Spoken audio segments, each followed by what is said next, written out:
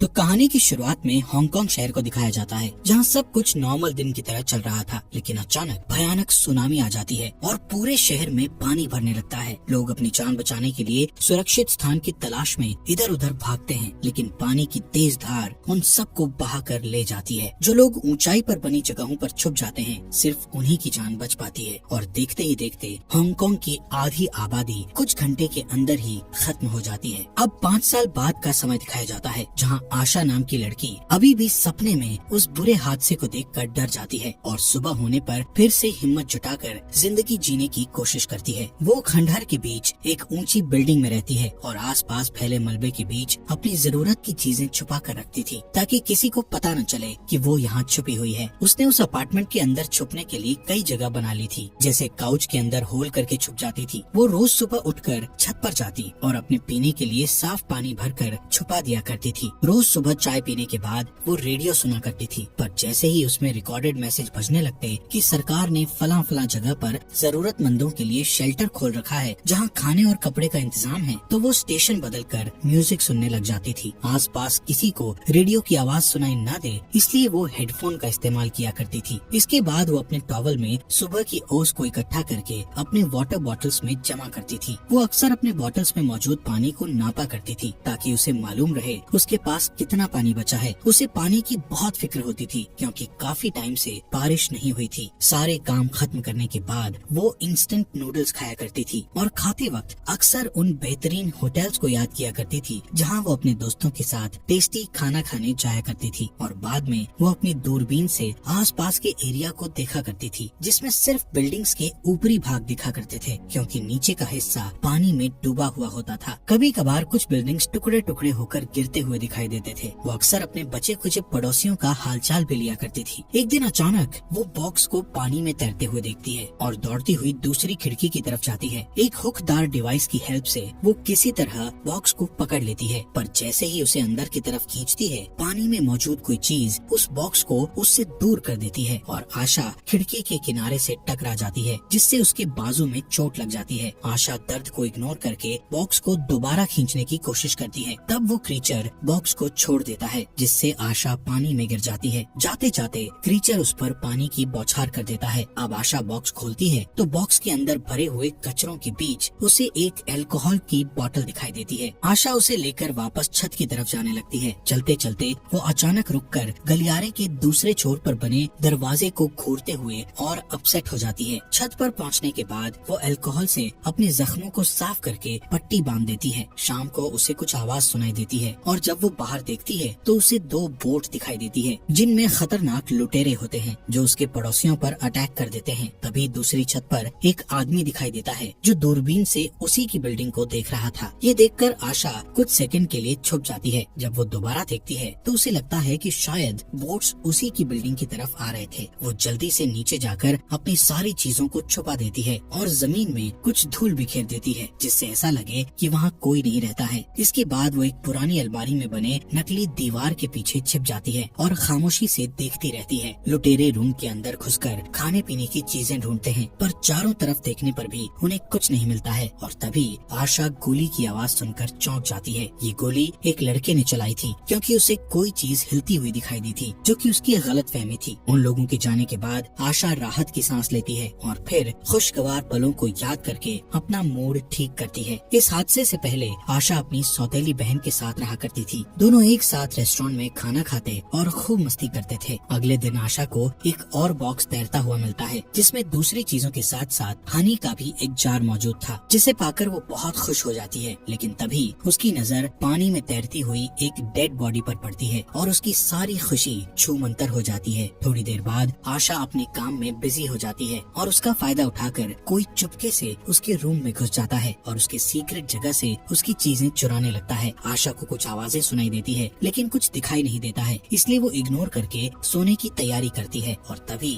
उसे दोबारा आवाज सुनाई देती है, जिसे सुनकर वो अपना फ्लैशलाइट लेकर चेक करने जाती है, लेकिन इस बार भी उसे कोई नहीं दिखता है। तब वो अपना मुंह धोने लगती है और उसके बाद जानबूझकर साबुन वहीं छोड़ देती है, ताकि चोर को पकड़ सके। और तभी उसे वो लड़की दिख जाती है, जो उसका सामान चुरा रही थी। आशा उसका कंधा पकड़ लेती है, पर तभी वो बच्ची उसे किक मारकर वहाँ से भाग जाती है। वो अपने साथ आशा की कुछ और चीजें चीजें भी ले जाती है, जिनमें जुगाड़ से बनाया हुआ लैंप भी था। जैसे ही वो नीचे के गलियारे में पहुंचकर डोर खोलने जाती है, उसे आशा के आने की आवाज सुनाई देती है और वो जल्दी से दरवाजा खोलकर भाग जाती है। उस रात आशा सपने में देखती है कि वो अपनी बहन को उसके बर्थडे पर देने के लिए कपड़े खरीद रही है और उसकी बहन खुश होकर उसे अपना बेस्ट फ्रेंड कह रही है और उसके साथ रहने के लिए अपने पेरेंट्स का घर छोड़कर उसके पास आ गई है। तभी उसकी नींद खुल जाती है और वो देखती है कि उसके खाने का डब्बा गायब है। तब वो जमीन पर पड़े हुए खाली रैपर्स को फॉलो करती हुई उस जगह पर पहुंच जाती है जहां वो लड़की लैंप के पास सोई हुई थी। उसे बच्ची को नींद से जगाना सही नहीं लगता है, इसलिए वो अपने लिए खाना बनाने चली जाती है। जब लड़की की नींद खुलती है तो वो छुपे हुए कंपार्टमेंट्स ढूंढने लगती है, जहां एक लिफाफे में उसे आशा और उसकी बहन की तस्वीर मिलती है और तभी आशा वहां पहुंच जाती है। उसे देखकर लड़की वहां से भाग जाती है और आशा जल्दी से सारे फोटोज वापस अपनी जगह पर रख देती है। जल्दबाजी में उसे पता ही नहीं चलता कि एक फोटो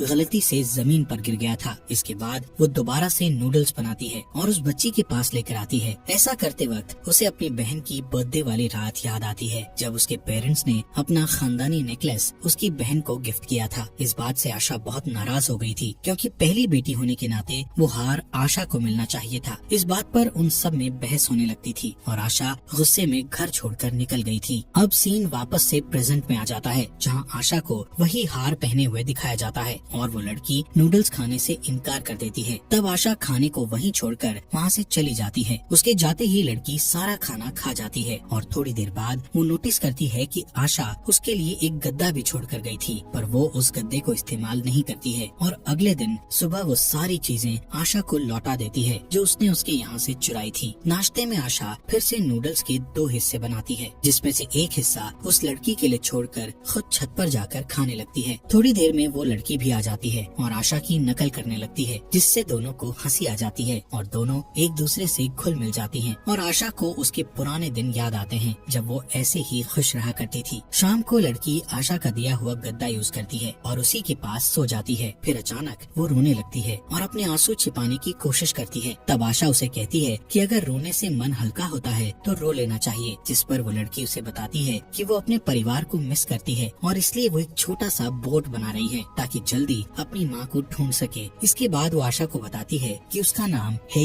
है। रात में आशा को फिर से डरावने सपने आते हैं और सुबह होने पर वो हे को मुंह हाथ धोने के लिए छत पर ले जाती है। हे बाथरूम के दरवाजे से खेलने लगती है, जिससे कुंडी में लगा हुआ टेप निकल जाता है। तब आशा डोर बंद कर देती है, पर गलती से डोर लॉक हो जाता है और वो लोग उसे बाहर से नहीं खोल पाते हैं। ये देखकर आशा अपसेट हो जाती है, पर तभी हे उसे लॉक खोलकर दिखाती है। थोड़ी देर बाद जब आशा नाश्ता बनाने लगती है तो उसे रियलाइज होता है कि उसका नेकलेस गायब है। तभी उसे कुछ आवाज सुनाई देती है और जब वो झांक कर देखती है तो उसे पता चलता है कि लुटेरे फिर से आ गए थे। वो हे से तब तक चुप रहने को कहती है जब तक लुटेरे चले न जाएं। उनके जाने के बाद आशा हे के बाल संवारने लगती है और तब हे उसे भी अपने साथ चलने को कहती है, जिस पर आशा कहती है कि ये मेरा घर है, मैं इसे छोड़कर कहीं नहीं जा सकती और वैसे भी बाहर जाने लायक कुछ नहीं है। इसके बाद आशा उससे पूछती है कि क्या तुमने मेरा नेकलेस लिया है, जिसके जवाब में हे ना कहती है और चोरी का इल्जाम लगाने से नाराज होकर भागती हुई दूसरे अपार्टमेंट में चली जाती है। शाम को आशा अकेले ही डिनर करती है और तभी उसे पानी की कमी महसूस होती है और जब वो ढूंढने जाती है तो देखती है कि हे उस पानी को सफाई के काम में ले रही थी। ये देखकर वो फिर से फ्लैशबैक में चली जाती है जहाँ वो एक पड़ोसी देश में तूफान के आने की खबर सुनती है और तभी उसकी माँ उससे शादी करके घर बसाने को कहती है, जिस पर उसका अपनी माँ के साथ झगड़ा हो जाता है। उस रात आशा को सबसे ज्यादा बुरे सपने आते हैं और सुबह जब वो उठती है तो उसे पानी में ढेर सारी लाशें तैरती हुई दिखाई देती है। के लिए आशा हे को अपनी बहन समझ लेती है और उसे बिल्डिंग में इलेक्ट्रिसिटी का सही इस्तेमाल करना सिखाती है, पर हे को उसमें इंटरेस्ट नहीं होता है और वो गलियारे के एंड में बंद दरवाजे के बारे में पूछती है, जिस पर आशा कहती है कि उस दरवाजे पर ध्यान मत दो क्योंकि वो रूम बहुत स्मेल करता है। अगर वो दरवाजा खोला गया तो बदबू चारों तरफ फैल जाएगी और हमारा यहाँ रहना मुश्किल हो जाएगा। इसी के साथ आशा एक बार फिर से फ्लैशबैक में चली जाती है जहाँ वो टीवी पर न्यूज देख रही होती है, जिसमें बताया जाता है कि सिंगापुर बहुत जल्द बाढ़ से बर्बाद हो जाएगा और तभी उसकी माँ टीवी बंद करते हुए उसे बताती है कि परिवार के सब लोग मिलने वाले हैं, इसलिए तैयार हो जाओ। जिस पर आशा को गुस्सा आ जाता है और वो कहती है कि आप लोगों ने मुझे कैदी बनाकर रख दिया है। ये कहकर वो घर से निकल जाती है और अब फिर से प्रेजेंट का समय दिखाया जाता है जहाँ हे रेडियो पर सरकारी मैसेज सुनती है जिसमें शेल्टर के बारे में बताया जाता है। वो दौड़ती हुई आशा के पास आती है और उससे कहती है कि हमें शेल्टर जाना चाहिए, जिस पर आशा उसे कहती है कि यहाँ से बाहर निकलने में खतरा है और इसी बात पर दोनों में बहस छिड़ जाती है। आखिरकार हे आशा को गुस्सैली और बदमिजाज कहकर वहाँ से चली जाती है। तब आशा भी उसके पीछे पीछे दूसरे रूम तक आती है और देखती है कि हे कबाड़ की चीजों को जोड़कर एक बोट बना रही थी। उसके पास एक फ्लेयर गन भी थी। आशा तुरंत उससे गन ले लेती है और तब उसे बताती है कि कुछ समय पहले मैंने भी यहाँ से जाने की कोशिश की थी, लेकिन बाहर के हालात बहुत खराब होने के कारण मुझे वापस आना पड़ा। अब दोनों एक दूसरे से लिपट जाती हैं और तभी आशा को याद आता है कि जब अपने पेरेंट्स से लड़कर आशा घर से निकल गई थी तब उसकी बहन उसे मनाने के लिए आई थी, लेकिन आशा वापस जाने से इनकार कर देती है और कहती है कि वो उससे मिलती रहेगी। इधर प्रेजेंट में सुबह सुबह बारिश होने लगती है, जिसे देखकर आशा और हे ढेर सारा पानी जमा करने लगते हैं। काम करते हुए हे नोटिस करती है कि आशा का नेकलेस जमीन पर गिरा हुआ था और तभी आशा को भी खोई हुई तस्वीर मिल जाती है, जिसे देखकर वो पुरानी यादों में खो जाती है। तब हे उसे तसल्ली देती है कि एटलीस्ट हम दोनों एक दूसरे के साथ हैं। उस रात आशा जब सोने जाती है तो अपने तकिए के नीचे अपना नेकलेस देखकर हैरान हो जाती है। तब उसे पता चलता है कि हुक टूट जाने के कारण नेकलेस गिर गया था। अब उसे हे पर शक करने की वजह से बुरा लग रहा था, इसलिए अगली सुबह जागने के बाद वो सारा दिन बोट बनाने में लग जाती है और ये देखकर हे बहुत खुश होती है। और तभी आशा को फिर से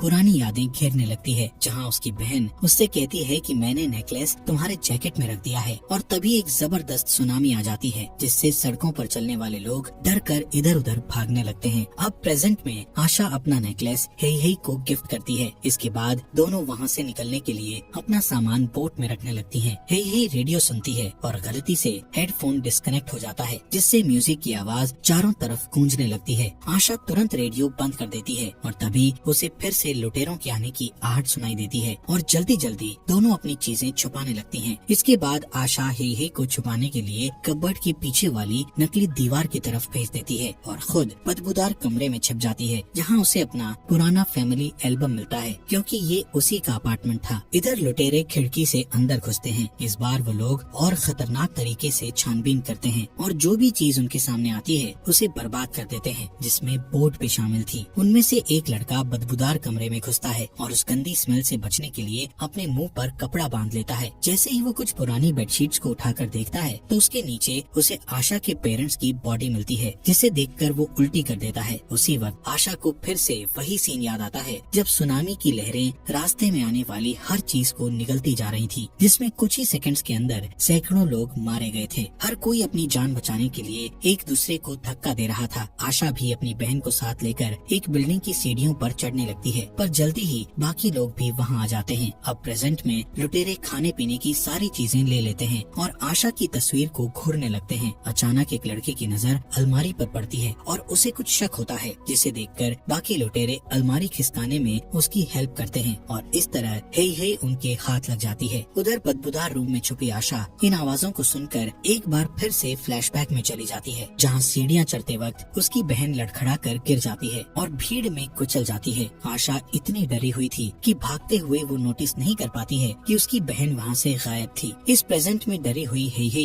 लुटेरों को बता देती है कि आशा कहाँ छुपी हुई है और लुटेरे उसे ढूंढकर बेहोश कर देते हैं। जब आशा को होश आता है तो वो रस्सियों से बंधी हुई होती है और एक लुटेरा उसका फायदा उठाने की कोशिश करता है, पर तभी उसका बॉस उसे बुला लेता है। थोड़ी देर बाद लुटेरे सारी चीजों के साथ हे को भी बोट पर चढ़ा लेते हैं। इसके बाद वो लोग आशा को भी घसीट कर बाहर लाते हैं, जहाँ हे को देखते ही आशा को अपनी बहन की याद आती है और वो फैसला करती है कि वो पिछली बार की तरह दोबारा ऐसी गलती नहीं करेगी। इस ख्याल के आते ही वो एक झटके से रस्सी को खींचती है, जिसके जवाब में लुटेरे भी रस्सी को जोर का झटका देते हैं, जिससे आशा पानी में गिर जाती है, जहाँ उसे एक टूटा हुआ सीढ़ी मिल जाता है, जिसे उठाकर वो लुटेरे पर अटैक कर देती है। इस पर लुटेरे को गुस्सा आ जाता है और वो उसे पानी में डुबोने की कोशिश करता है और थोड़ी स्ट्रगल के बाद आशा अपने पॉकेट से फ्लेयर गन निकालकर उसे शूट कर देती है। गोली की आवाज सुनकर सारे लुटेरे वापस बिल्डिंग के अंदर आ जाते हैं, लेकिन उन्हें आशा कहीं दिखाई नहीं देती। तब वो लोग उसे अलग अलग ढूंढने लगते हैं। इतने में एक बड़े लड़के को आशा के रोने की आवाज सुनाई देती है और वो उस तरफ देखने जाता है, लेकिन ये आशा की चाल थी जो उसे रस्सी से फंसा कर गिरा देती है। उसके बाद एक गिटार से मार मार कर उसकी जान ले लेती है। इसके बाद वो एक चाकू उठाती है और दूसरे रूम में जाकर रेडियो ऑन कर देती है।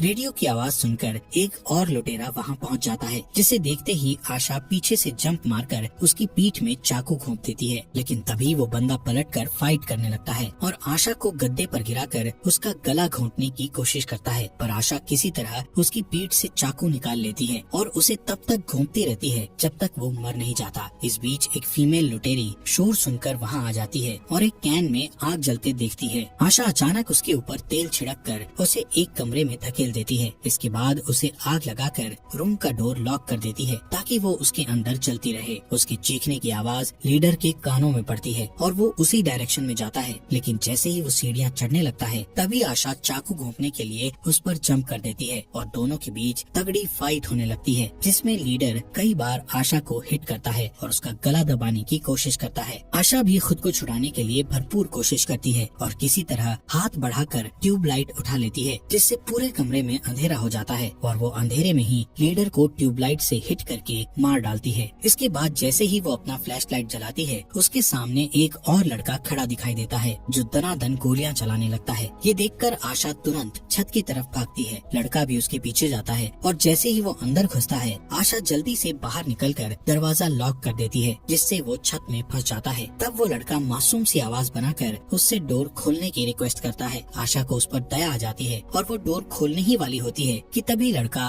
गोली चलाने लगता है। तब आशा उसे उसके हाल पर छोड़कर वहाँ से चली जाती है। अब सिर्फ एक ही लुटेरा बचा था जो इस वक्त बोट में यही पर नजर रखे हुए था। अब आशा खिड़की पर जाती है और अपने हुकदार डिवाइस से उस पर अटैक करने की कोशिश करती है, लेकिन उसका निशाना चूक जाता है और पानी में हलचल सुनकर लुटेरा चेक करने लगता है, जिससे मौका पाकर हे उसे धक्का देकर पानी में गिरा देती है। इस पर वो भी उसे खींचकर पानी में गिरा देता है। ये देखकर आशा हे को बचाने के लिए पानी में कूद जाती है। इस बीच वो बंदा पानी के ऊपर आ जाता है, लेकिन तभी एक समुद्री जानवर उसे खा जाता है। कुछ देर बाद वो दोनों भी पानी में दिखाई देती हैं और तैरते हुए सही सलामत बोट में चढ़ जाती हैं और शेल्टर की तरफ चलने लगती हैं। अब उन्हें इस बात की खुशी थी कि लुटेरों ने जो भी कुछ खाने पीने की चीजें बोट में रखी थी वो उन्हें उनकी मंजिल